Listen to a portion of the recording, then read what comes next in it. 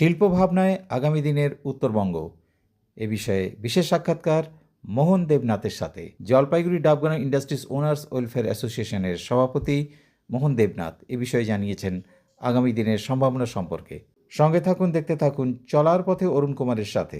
নমস্কার, আপনারা দেখছেন ইতিহাস, শিল্প, পর্যটন, পরিবেশ এবং খেলাধুলা, সংস্কৃতি বিষয়ক তথ্যভিত্তিক ধারাবাহিক চলার পথে অরুণ কুমারের সাথে। চলতে চলতে আমরা এবার পৌঁছে গিয়েছিলাম শিল্প ক্ষেত্রে। এবার শিল্পের ক্ষেত্রে একটা ভাবনা চিন্তা অনেকদিন ধরে রয়েছে আমাদের পশ্চিমবঙ্গ, বিশেষ করে উত্তরবঙ্গের ক্ষেত্রে।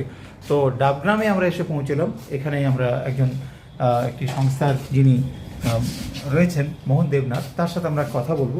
সম্প্রতি নতুন সরকারের কাছে তাদের ভাবনা কী রয়েছে, কী তাদের প্রস্তাব রয়েছে, এ ব্যাপারে আমরা কথা বলবো। সঙ্গে থাকুন। অর্থমন্ত্রীর একটা মিটিং সাউথ বেঙ্গলে করেছেন বিকশিত বাংলা নামে, এবং সেটার একটা পার্ট নর্থ বেঙ্গলে হতে যাচ্ছে আগামী।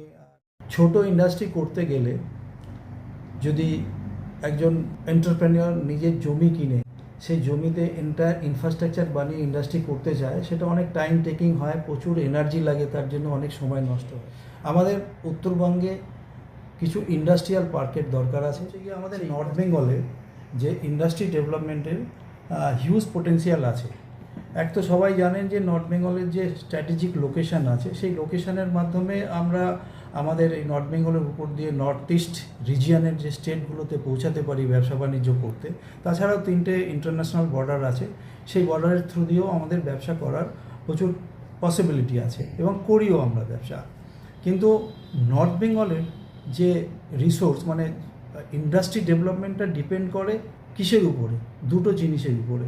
একটা হচ্ছে যে রিসোর্স কী আছে সেই এলাকার, এবং আরেকটা হচ্ছে যে সেই এলাকার ডিম্যান্ড কী আছে, that is market demand based industry. তো আমাদের নর্থ বেঙ্গলের যে মেইন রিসোর্সেস আছে সেটা হলো, নর্থ বেঙ্গলে আমাদের চিপ ওয়ার্কার পাওয়া যায়। নর্থ বেঙ্গলের এনভায়রনমেন্ট খুব ভালো, এখানে জলের কোনো অসুবিধা নেই। এখানে মেইন এগ্রিকালচারাল রিসোর্সেস যেটা আছে, এগ্রিকালচার, হর্টিকালচার, অ্যানিম্যাল হাজবেন্ডারি যে রিসোর্সগুলো আছে, সেটাকে কিন্তু আমরা ঠিক মতন ইউটিলাইজ করতে পারিনি। এখানকার যে পসিবিলিটিটা আছে, স্টিল দিজ আর আনট্যাপড। আমরা যদি শুধু সবজি তৈরি করি এবং সিজনাল সবজি খেলাম, যেগুলো খেতে পারলাম না, নষ্ট হয়ে গেল, সেটা হচ্ছে পোস্ট হারভেস্ট যে ওয়েস্ট আছে সেটাও প্রচুর হয়। আমরা যদি সেই সবজিকে বা যে কোনো এগ্রিকালচার প্রডিউসেস বা হর্টিকালচার বা আপনার fisheries and animal husbandry, that is chicken, যেটা আছে মাটন, এগুলোকে যদি আমরা প্রিজার্ভ না করতে পারি, ভ্যালু অ্যাড না করতে পারি, ইন্ডাস্ট্রিতে না নিয়ে আসতে পারি, তাহলে কিন্তু আমি রিসোর্স পোটেন্সিয়ালটাকে আমি কিন্তু টোটালি ধরতে পারবো না। সেই জায়গাটায় আমাদের কিন্তু এখনও কিছু অভাব রয়ে গেছে।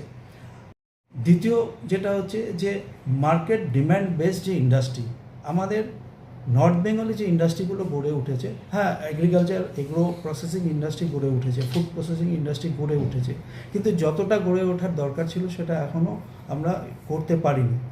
এবং যেটা মার্কেট ডিম্যান্ড বেসড ইন্ডাস্ট্রি, সেটার কিন্তু নাম্বার অফ ইন্ডাস্ট্রিজ কিন্তু সেই এরিয়াটাই বেশি আছে আমাদের এখানে।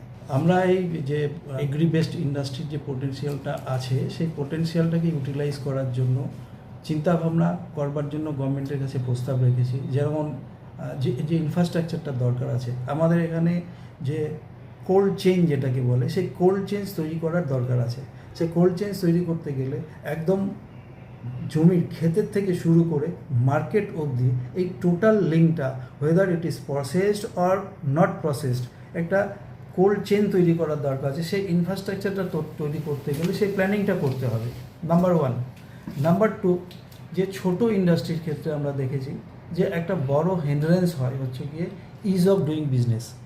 আমরা যখন ছোট ইন্ডাস্ট্রি করতে যাই তখন বিভিন্ন ডিপার্টমেন্টের কাছ থেকে আমার বিভিন্ন সার্টিফিকেট, এনওসি, লাইসেন্স নিতে হয়।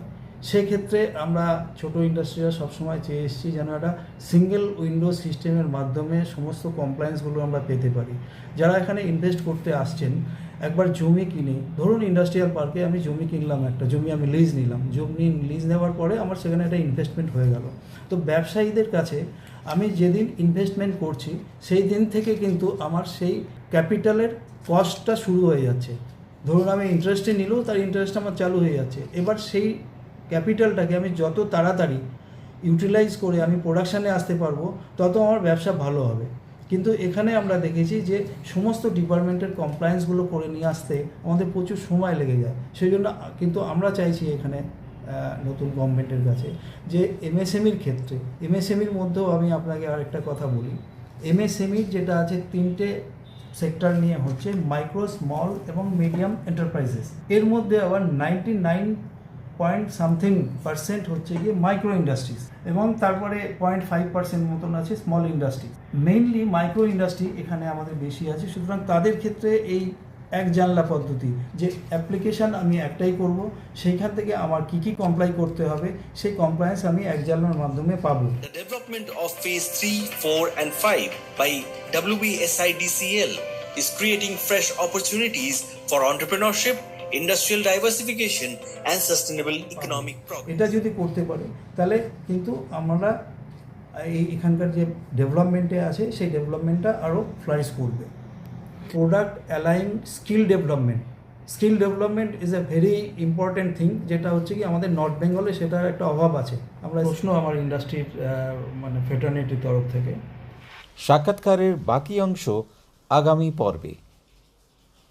সঙ্গে থাকুন, দেখতে থাকুন চলার পথে অরুণ কুমারের সাথে। শিল্প, বাণিজ্য, ইতিহাস, পর্যটন, সংস্কৃতি বিষয়ক তথ্যভিত্তিক ধারাবাহিক চলার পথে অরুণ কুমারের সাথে ফিরে আসছি আমরা পরবর্তী পর্বে।